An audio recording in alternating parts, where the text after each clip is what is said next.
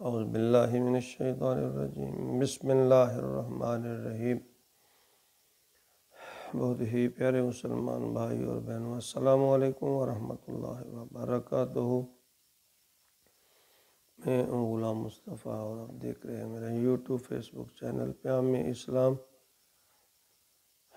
اس پہ ہمارا درس قرآن کا سلسلہ جاری ہے۔ آج کا ہمارا سبق سورۃ البقرہ کی آیت نمبر 92 اور 93 پر مشتمل ہے۔ اعوذ باللہ من الشیطان الرجیم، بسم اللہ الرحمن الرحیم۔ وَلَقَدْ جَاءَكُم مُوسَىٰ بِالْبَيِّنَاتِ ثُمَّ اتَّخَذْتُمُ الْعِجْلَ مِن بَعْدِهِ وَأَنْتُمْ ظَالِمُونَ وَإِذْ أَخَذْنَا مِيثَاقَكُمْ وَرَفَعْنَا فَوْقَكُمُ الطُّورَ خُذُوا مَا آتَيْنَاكُمْ بِقُوَّةٍ وَاسْمَعُوا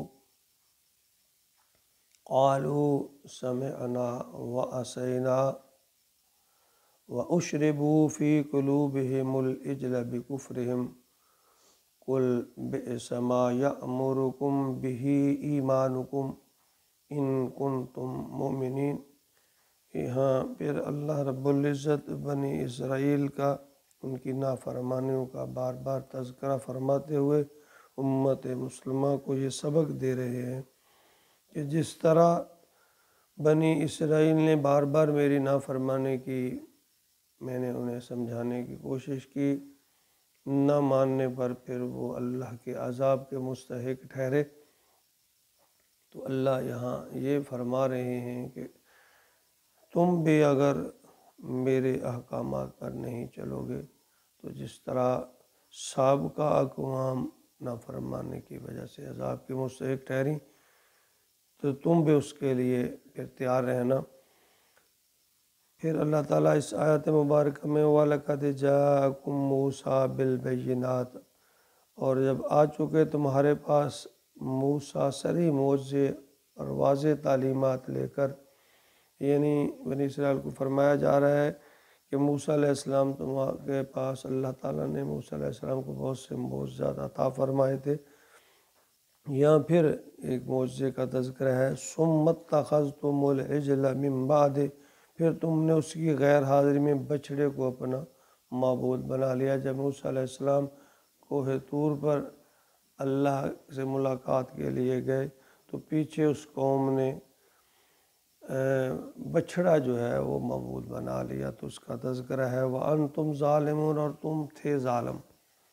وَإِذْ أَخَذْنَا مِيثَاقَكُمْ، اور یاد کرو جب ہم نے تم سے عہد لیا، وَرَفَعْنَا فَوْقَكُمُ الطُّورَ، تمہارے اوپر کوہ طور کو معلق کر دیا۔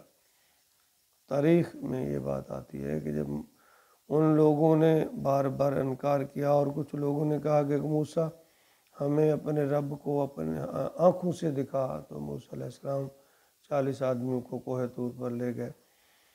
وہاں جب اللہ تعالیٰ کی تجلی آئی تو یہ سب، اللہ تعالیٰ کہتے ہیں، ان کو میں نے مار دیا، اور پھر 40 دن تک یہ مردہ رہے۔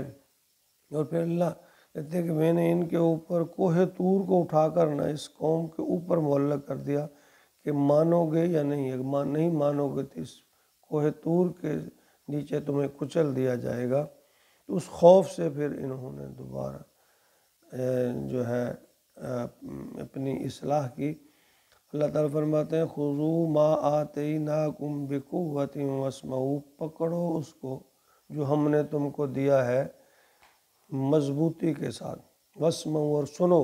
اور پھر میں انہیں تاکید کی، جو ہدایت ہم دے رہے ہیں ان کو سختی کے ساتھ اس کی پابندی کرو اور کان لگا کر سنو۔ قَالُوا سَمِعْنَا وَعَصَيْنَا، انہوں نے کہا ہم نے سنا اور پھر نافرمانی کر دی، یعنی ہم نے سن تو لیا لیکن مانیں گے نہیں۔ یہ یہود کی یہ جو قوم ہے، ان کی ایک درینہ یہ بیماری تھی کہ زبان کو ذرا سا مروڑ کر الفاظ بدل دیتے تھے، تو اس طرح بات کا جو مفہوم تھا وہ یکسر بدل جاتا، یعنی سمعنا و اطعنا کی بجائے سمعنا و عصینا کہنے لگے۔ حضرت موسیٰ کے ساتھ جو منافقین تھے ان کا بھی یہی وتیرہ تھا کہ ان کی جب سرزنش کی جاتی تو کہتے کہ ہم نے تو کہا تھا سمعنا و اطعنا، اور آپ کی سماعت میں کوئی خلل ہوگا۔ وَأَشْرِبُوا فِي قُلُوبِهِمُ الْإِجْلَ بِكُفْرِهِمْ، اور پلا دی گئی ان کے دلوں میں بچھڑے کی محبت ان کے کفر کی وجہ سے، یعنی جو اس میں ان کے دل میں کفر تھا، پھر اللہ تعالیٰ کہتے ہیں کہ جو انسان جس طرف جانا چاہے اللہ تعالیٰ اس کے لیے راہیں کھول دیتے ہیں، تو بچھڑے کی محبت پھر ان کے دل میں گھر کر کے قُلْ بِئْسَ مَا یَأْمُرُکُم، کہیے بہت ہی بری بات ہے جن کا حکم دے رہے ہیں یَأْمُرُکُم بِہِ ایمانکم، تمہیں تمہارا ایمان، یعنی تمہارا جو دل ہے، تمہارا جو ایمان ہے، یعنی بچھڑے کی طرف مائل کر رہا ہے۔ اللہ تعالیٰ فرماتے ہیں یہ بہت ہی بری بات ہے۔ ان کنتم مومنین، اگر تم مومن ہو تو پھر تم ایسا کیوں کرتے ہو؟ یعنی یہ عجیب ایمان ہے جو تمہیں ایسی حرکتوں پر مجبور کر رہا ہے کہ ایمان کے ساتھ ایسی حرکتیں ممکن نہیں ہوتی۔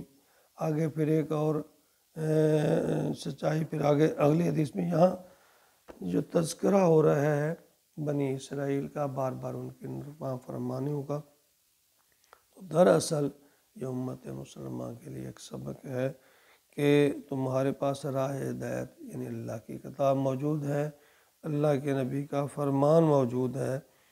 اگر تم اس سے روگردانی کرو گے، تم منہ پھیرو گے، اپنی خواہشات نفس کی پیروی کرو گے، تو پھر اللہ کا عذاب آئے گا، اللہ کی ناراضگی آئے گی۔ اللہ تعالیٰ ہمیں قرآن کو سمجھ کر پڑھنے کی توفیق عطا فرمائے اور پھر اس پر عمل کی بھی توفیق عطا فرمائے، آمین یا رب العالمین۔